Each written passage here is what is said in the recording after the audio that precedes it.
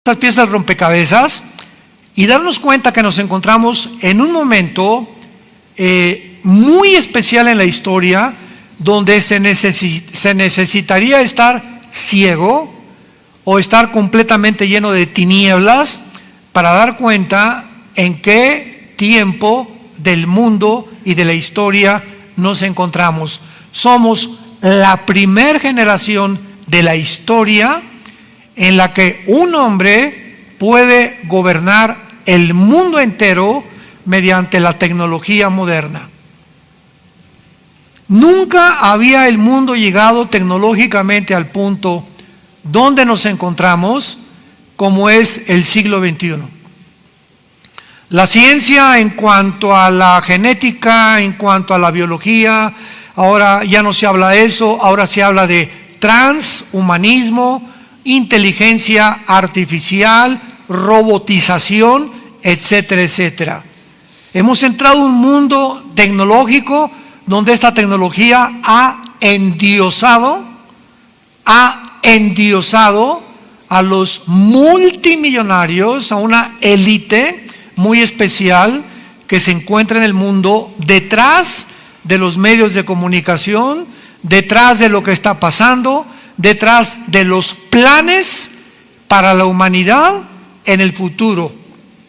Y no es el presidente de una república, ni el presidente ni un dictador de tal o cual país, es un grupo, una sociedad secreta en el mundo, y esto no es conspiración ni mucho menos, es un grupo de multimillonarios que están manejando los medios de comunicación, los protocolos de los gobiernos y tratando de quitarles y robarles a los gobiernos del mundo la soberanía nacional. Es un mundo muy complicado y desgraciadamente. Ya no pensemos en el mundo a nuestro alrededor, los mismos cristianos jamás se habían encontrado tan confundidos de no saber qué es verdad y qué no es verdad. ¿Qué es engaño? ¿Cómo está funcionando el engaño a nuestro alrededor? Y no se están dando cuenta, ¿verdad?, que Satanás se encuentra detrás de todo absolutamente lo que el mundo está atravesando, porque él, 1 Juan 5:19, se encuentra detrás y bajo el control de los seres humanos. Cuando recibimos nosotros a Jesucristo como nuestro Salvador, inmediatamente se hizo la luz. Nacimos con el cerebro y el intelecto completamente en tinieblas. Y no sabíamos qué era verdad, si era Buda, si era Mahoma, si era Confucio, si era Zoroastro, si era fulano, si era Mengano. Pues me meto usted a los filósofos, Platón, Sócrates, Demóstenes, y los Maharashis, y los gurús, y el vudú, y el karma, etcétera, etcétera, y el ocultismo, y la ouija, y las liberaciones a través de ramas, etcétera, etcétera, de embrujos, sí, que me lean las cartas, en un mundo completamente confundido, sin saber nadie qué es la verdad. Y si en el camino en que se encuentran es la verdad. Y viene hace 2000 años Dios en la persona de su Hijo y nos deja este libro. Yo siempre les he dicho a los ateos cuando tenemos debates, hay una manera de poder debatir con una persona, sea médico, sea científico, biólogo, sea matemático, sea doctorado en ciencias políticas, no importa el campo académico en el que tú seas un experto, pero siempre en todas las cosas debe regir la lógica más elemental. Si hay un Dios, sí, condicional, si hay un Dios, entonces ese Dios que existe es lógico que si nos ha creado a su imagen y semejanza, tenga interés en que nosotros descubramos que Él existe. De otra manera seríamos animales. ¿Quiénes son los animales a diferencia del ser humano?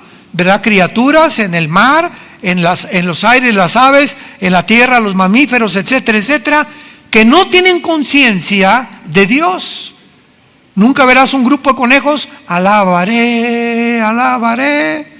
Nunca verás un conjunto de perros ni de caballos, ¿verdad? Tienen conciencia, tienen sentimientos, sufren, son fieles, tienen características preciosas. El perro es de los mejores animales que el hombre pueda tener como su amigo, más que tu compadre. Pero ninguna de estas criaturas está consciente ni de que va a morir, ni tampoco está consciente de que hay algo fuera de ellos, fuera de su mundo, fuera de su dimensión, a quien podemos adorar y a quien podemos realmente atribuir nuestra existencia. Y el ser humano es completamente diferente. No hay una tribu, no hay una sola civilización. Llámense desde el código Hammurabi, de los sumerios, egipcios, babilonios, persas, etcétera, etcétera. No ha existido jamás en la historia nadie, tribus, civilizaciones que no hayan adorado a algo o a alguien. Y cuando nacemos, ¿verdad?, en este mundo y somos apaches o de los Sioux o de los Aucas del Ecuador, mazatlecas o chichimecas o aztecas, etcétera, etcétera, de alguna manera todos estos indígenas y todos estos seres humanos tienen la necesidad intrínseca o de matar a un hombre como los aztecas, sacarles el corazón y ofrecérselos ¿a quién? A los dioses. Todas las tribus en Norteamérica, los verdaderos norteamericanos son los Sioux, los apaches, los cherokees, los indígenas que poblaron los Estados Unidos, que ahorita ya es una nación cosmopolita, ¿verdad? Pero todos ellos creían en los espíritus, enterraban, quemaban a sus muertos porque sabían que los espíritus se los iban a llevar. Todos tenemos conciencia del más allá. ¿Quiénes son los brujos? ¿Quiénes son los espiritistas? Se juntan de las manos en las casas, vamos a invocar al espíritu de Cuauhtémoc. ¿Cómo saben que hay algo que trasciende nuestra naturaleza y que podemos tener comunicación a través de la ouija, a través de la lectura de las cartas tarot, a través del café, de la bola de cristal, o comunicándonos con algún espíritu de mi abuelita o de Cuauhtémoc, y vamos a juntarnos a invocarlo para que nos pueda contestar ciertas preguntas que tenemos con el más allá? ¿Quién puso ese más allá en el ser humano que no tienen los animales? Salomón escribió en el libro de Eclesiastés capítulo 3 versículo 11: Dios puso la eternidad en el corazón humano. Y esta eternidad que todos tenemos dentro de nosotros, cuando vino Jesucristo hace 2000 años, esta eternidad, este deseo de tener contacto con alguien o con algo, y si no sé quién es Dios, pues los seres humanos van a la selva, a un campo, agarran el tronco de un árbol y lo cortan, y de esa madera hacen una figura de un ser humano, y ya después que la hicieron, nos hincamos delante de lo que nosotros hemos creado, o con cemento, con piedras, levantamos un ídolo, Moloch, o Toreto, Semiramis o como se llame, y comenzamos a adorar la obra de nuestras manos por la ignorancia que tenemos del Dios único, vivo y verdadero, que sí existe y se ha revelado en las Sagradas Escrituras. Este libro es el primer libro en haber sido impreso en la imprenta de Gutenberg. El primer libro en haber sido impreso. El libro más leído, más vendido, todavía hasta el siglo XXI, de todos los volúmenes y de cualquier escritor que tú me puedas mencionar a través de la historia. No hay un libro más vendido y más leído que las Sagradas Escrituras. Es el libro que contiene los registros, señores científicos, ateos, escépticos y agnósticos que nos escuchan. Es el libro que contiene los registros más antiguos de la genética, biología, química, matemáticas, física, antropología, paleontología y cualquier otra rama académica, historia, geografía que me puedas mencionar. Y todo a través de la historia, lo que el hombre ha descubierto a través de todas estas, la historia, la geografía, la Biblia lo decía antes. Es más moderna que el periódico de mañana en la mañana. Pero al mismo tiempo es el libro más atacado, más controversido y más despreciado y vulgarizado de todos los volúmenes o libros religiosos que me puedas mencionar. Si alguien va a atacar como Madonna, como AC, como los Rolling Stones, como Michael Jackson y como cantidad de artistas famosos, grupos satanistas, etcétera, etcétera, nunca atacan el Corán. Nunca hay artistas que agarren un pollo y lo rompan y lo escupan sobre la Biblia, como Swanson. Nunca hay nadie que diga, pues esto y el otro. Siempre el ataque es, nunca verás que en el libro del Corán, o en el Tripitaka de Buda, o en los Vedas de los persas, o en cualquier otro libro sagrado, esté el 666. Pero el 666 aparece en todos los grupos satánicos. ¿Tú crees que es coincidencia? ¿Tú crees que es coincidencia que estas cosas que están en la Biblia, como la marca del anticristo, haya sido comenzada a ser puesta en práctica desde que comenzó la pandemia? Que ya no podías entrar a una tienda, no podías subirte a un avión, no podías comprar si no tenías ciertos requisitos médicos, que así le llamaron, y que de repente nos dimos cuenta que comenzamos a ser controlados por todos lados. ¿En qué mundo nos encontramos? Todo esto cobra realidad cuando venimos a las Sagradas Escrituras. Comenzaron también los grandes filósofos utópicos del siglo XXI. Ya el comunismo cayó en 1991 y ahora sí es una época, una nueva era le llamaron, de progreso. Tenemos la tecnología, estamos en el espacio, el internet, el iPhone, la cibernética. Ahora va a ser muy difícil que haya una guerra entre nación y nación, porque el ser humano ha llegado a una ecuanimidad y ha llegado a un criterio tan amplio que sería una locura que una persona le mandara una bomba nuclear a otra nación, sabiendo que la otra nación le puede contestar, y solamente dos locos podrían enfrentarse a una guerra nuclear porque ellos mismos se destruirían. No, el hombre no está tan loco como eso. Es imposible que lleguemos a esta posibilidad. Además, ahora que el comunismo desapareció, pues ahora va a haber más capitalismo, va a haber mercado libre, el mundo va a tener un auge económico y hemos llegado a una nueva era completamente diferente. Llegamos al siglo XXI, se levanta un hombre en Rusia llamado Vladimir Putin, comienza a invadir.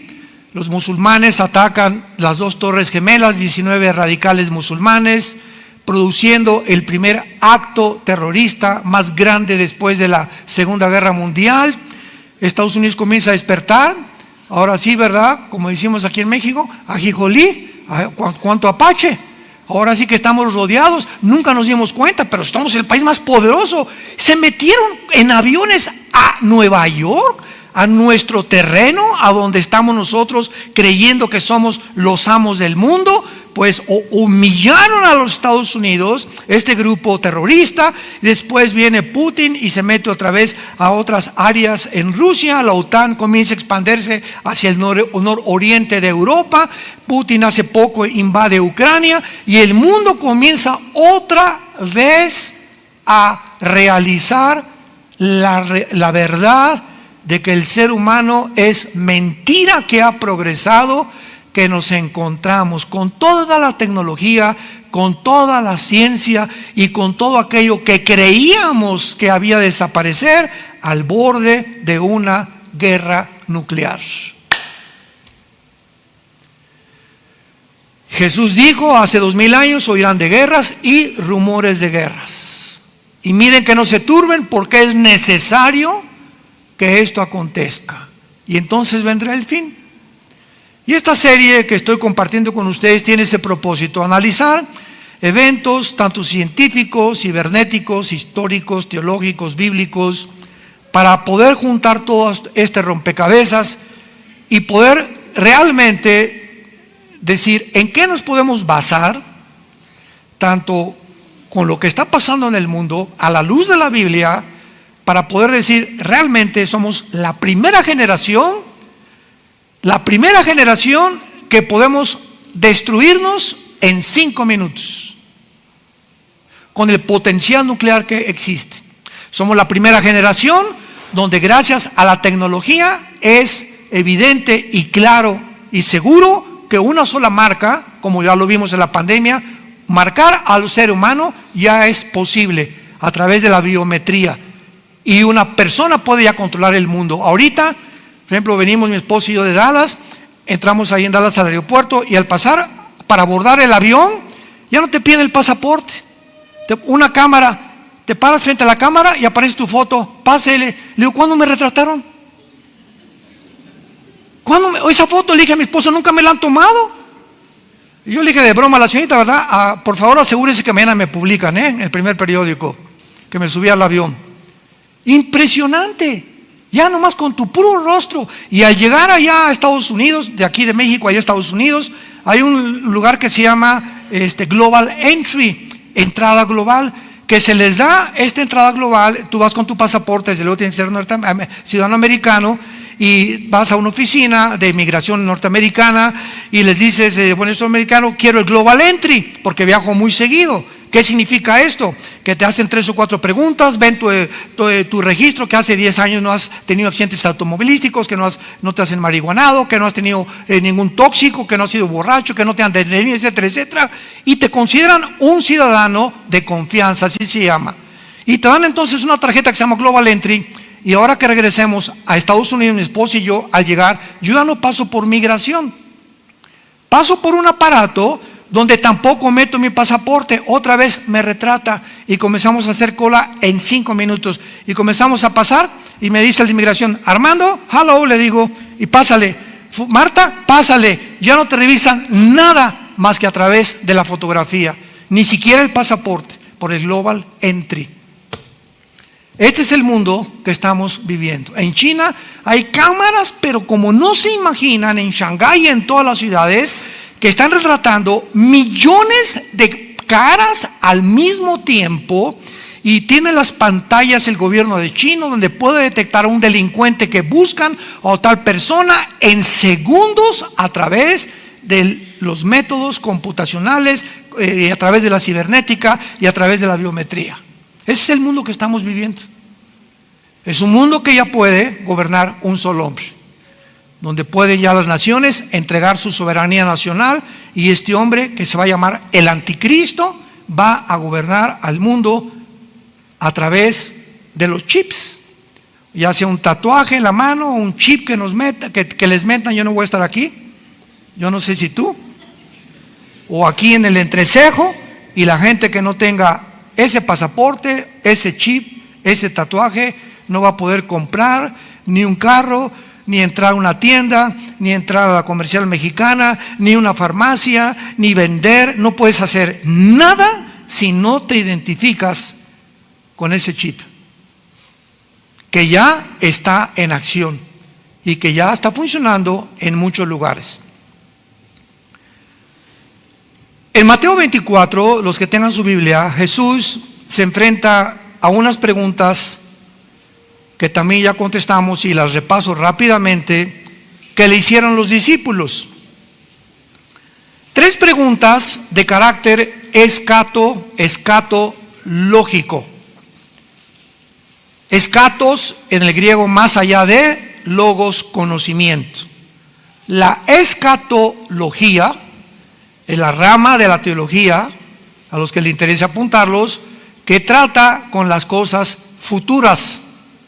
Un escatólogo es un estudiante de la Biblia que se dedica a escudriñar principalmente el área de las profecías bíblicas de los últimos tiempos.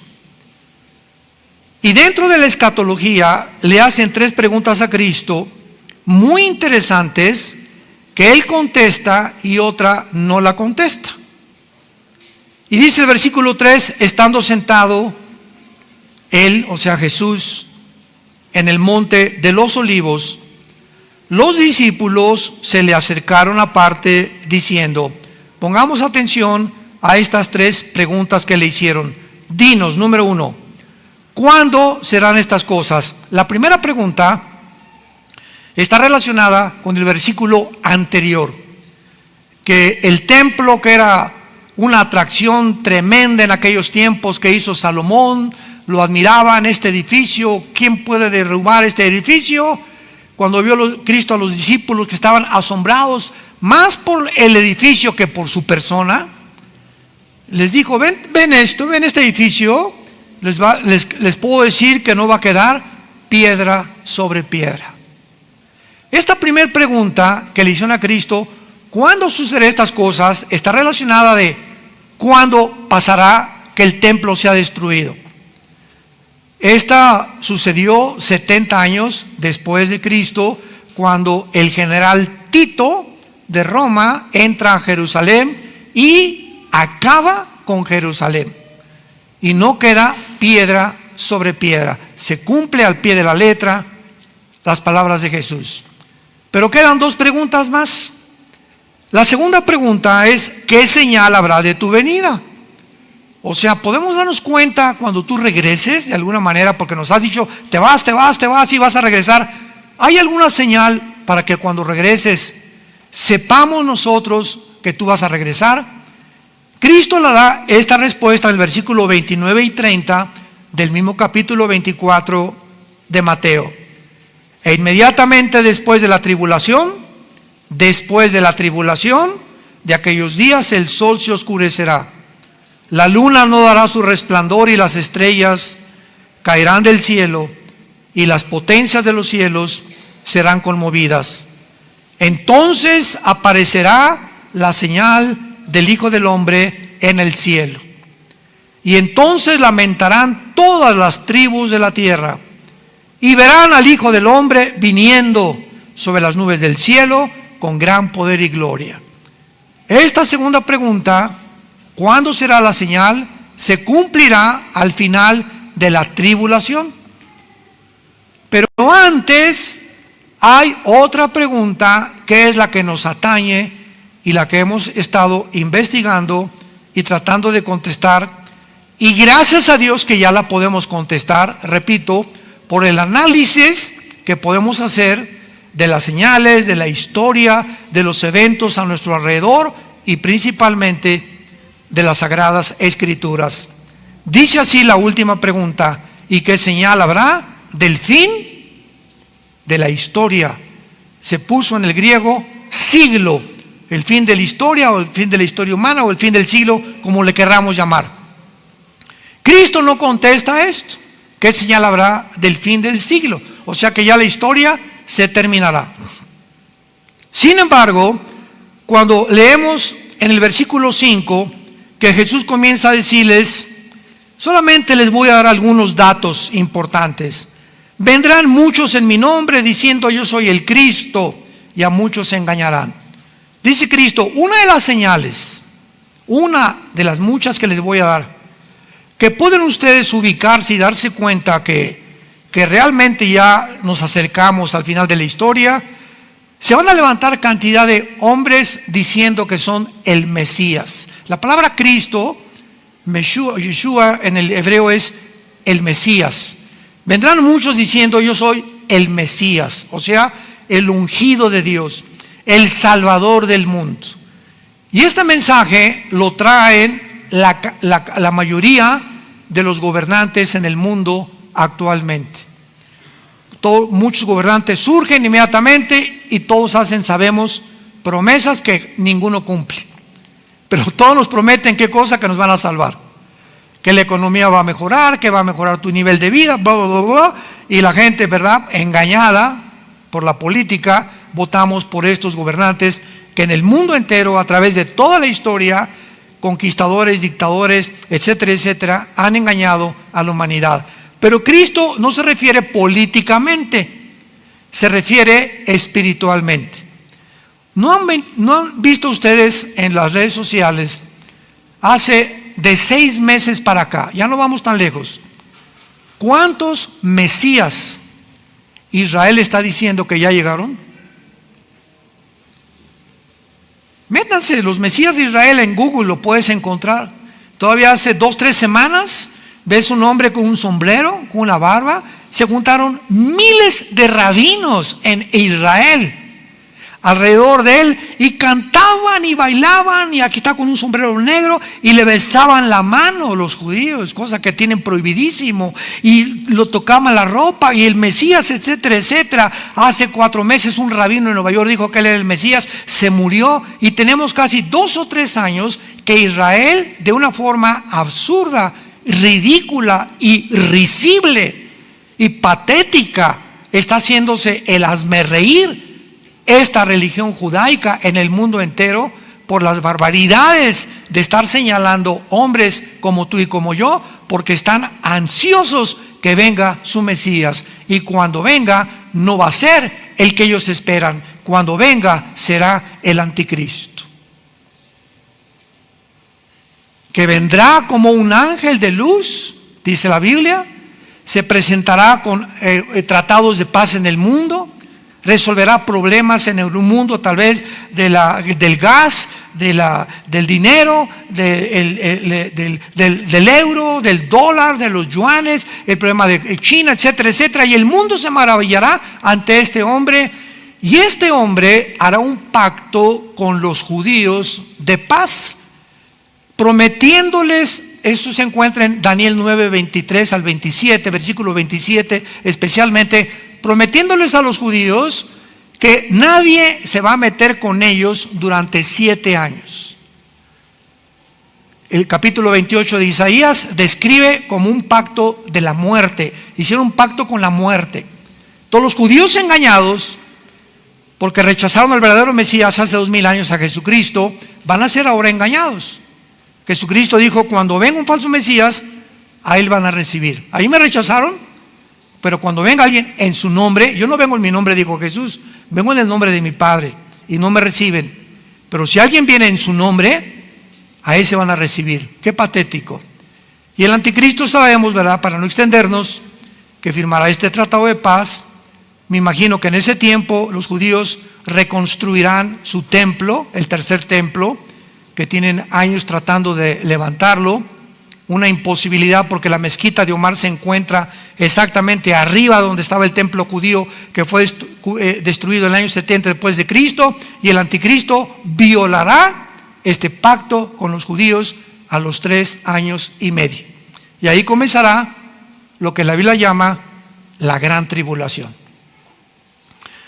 Entonces Cristo les dice: van a ser engañados, va a haber guerras, rumores de guerras, etcétera, etcétera. Pero en el versículo 32, dichosos los que trajeron Biblia. En Mateo 24, 32, que es el centro, el núcleo, el bastión de toda nuestra exposición, este pasaje es el que estamos tratando de demostrar que es el más fuerte que existe para darnos una seguridad de que somos nosotros, la última generación.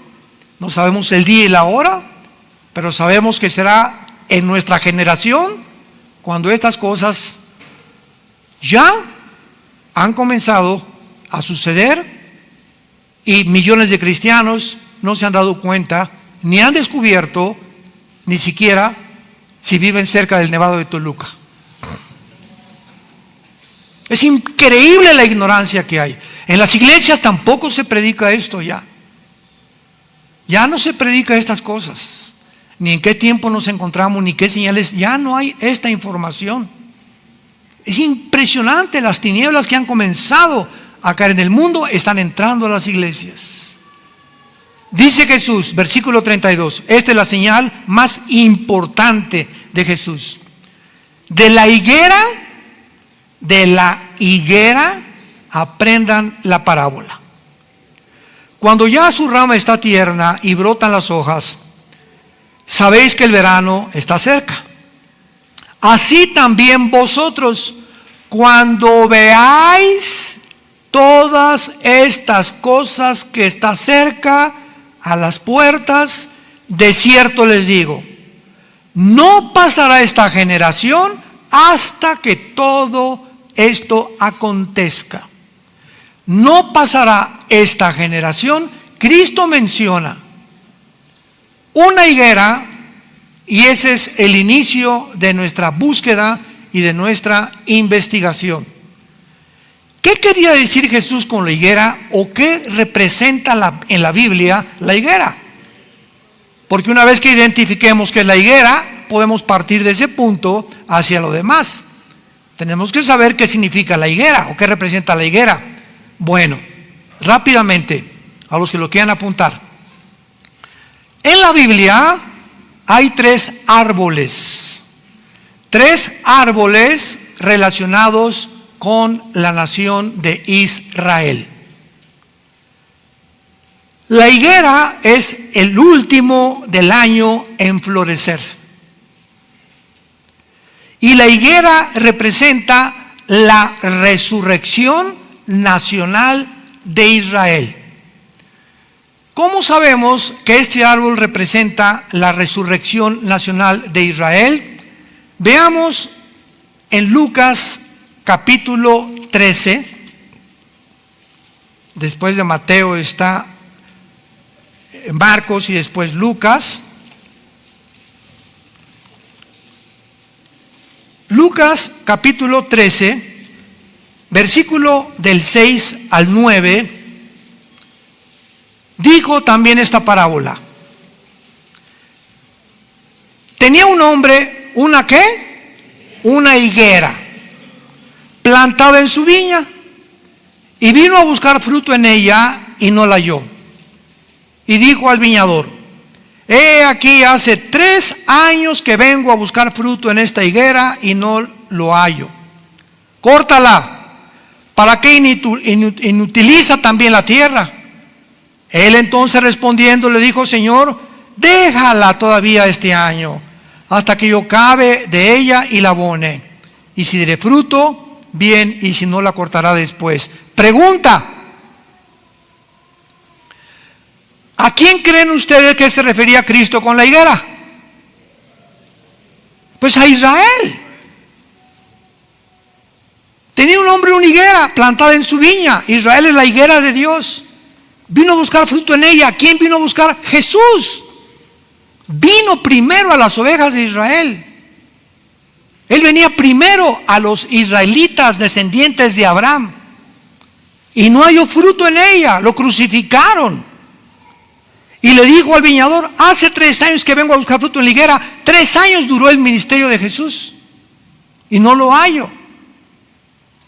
La higuera representa y siempre está relacionada con la vida de la resurrección de Israel. Y entonces, ¿qué le dijo, verdad? Que ya la higuera no va a dar fruto, está completamente podrida. Ahora comparamos esto con Mateo 21. Otro caso, porque repito, primero tenemos siempre en la Biblia que buscar el significado para no inventar, pues yo creo que piensa esto o yo creo que significa esto. No, espérame tantito, la Biblia no es de interpretación privada. La Biblia se interpreta a sí mismo. Dice la Biblia en Lucas capítulo 21, versículo 18. Mateo 21, versículo 18. Por la mañana, esto fue el día anterior que lo crucificaran. Mateo 21, versículo 18. Volviendo a la ciudad tuvo hambre, y viendo una higuera cerca del camino, vino a ella y no halló nada sino hojas solamente, y le dijo: nunca jamás nazca de ti fruto. Y luego se secó la higuera. Viendo esto, los discípulos decían maravillados: ¿cómo es que se secó enseguida la higuera?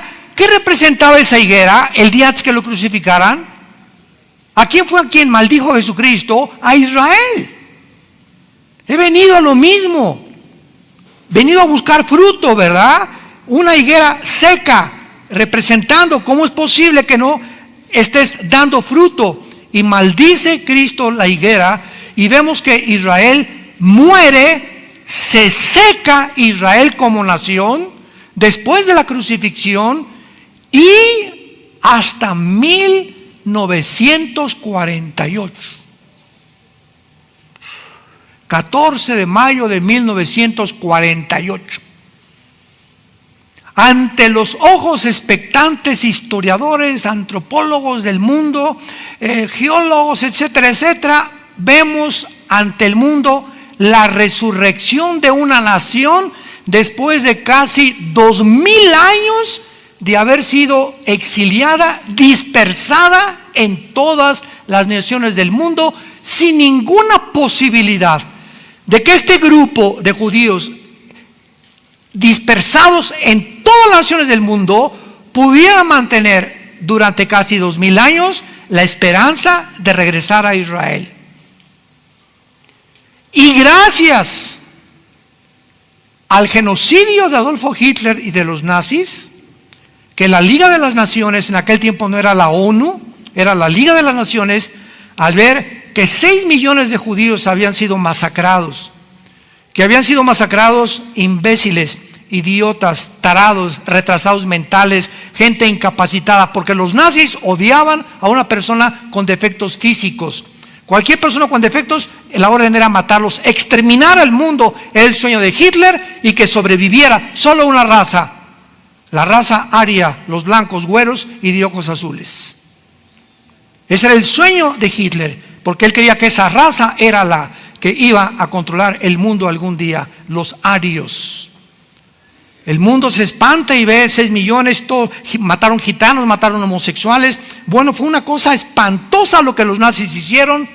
Se juntan las naciones y votan para que Israel, después de casi 2000 años, les den permiso a través de la declaración de Balfour, un hombre en Inglaterra, y de Teodoro Herzl, un judío del siglo XIX que comenzó a soñar que era el tiempo de regresar a Israel. Le permite a las Naciones Unidas regresar a Israel, y dice Isaías 66, ¿podrá una nación resurgir en un día? Y nunca ninguna nación jamás en la historia ha podido conformarse nacionalmente en un día más que la nación de Israel. Cuando Jesús, en nuestro pasaje de Mateo 24:32, regresamos, y una vez que ubicamos que la higuera es Israel, bueno, rápidamente les digo los otros dos árboles. El otro árbol en la Biblia es el olivo. El olivo representa las bendiciones de Israel desde los patriarcas, que los encontramos en Romanos capítulo 11. Se describe a Israel como el olivo natural, ¿se acuerdan? Y a nosotros, la iglesia, como el olivo silvestre, que fuimos injertados, y las bendiciones de Abraham, que recibía Israel al rechazar a Cristo, ahora nos pertenecen. Somos beneficiarios por tener a Cristo, la semilla prometida a la mujer, de las bendiciones de Abraham. No somos Israel, porque Israel es el olivo natural y nosotros el olivo silvestre.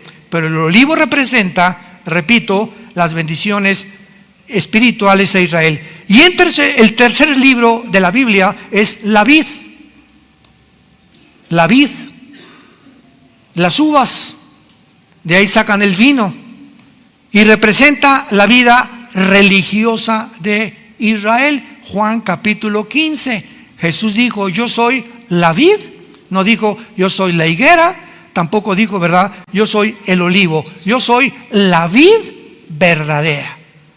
O sea, yo soy realmente el objeto de la religión robotizada de fariseos que ustedes han hecho de mi Padre, sin tomar en cuenta que yo soy el representante del Cordero de Dios, de los sacrificios, de las ofrendas, del tabernáculo, de todo lo que mi Padre les dio simbólicamente en el Antiguo Testamento. Yo soy el Cordero de Dios que dijo Juan el Bautista, que quita el pecado del mundo. Yo soy la vid verdadera, el que realmente les va a dar vida a ustedes, no una religión. La religión no te puede dar vida, yo vengo a darles vida.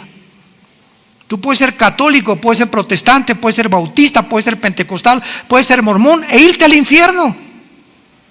No es tu religión la que salva, es la persona de Jesús que entra a tu vida para producir como una semilla, un árbol que comienza a crecer dentro de ti sin que te des cuenta, hasta que comienzas a dar fruto.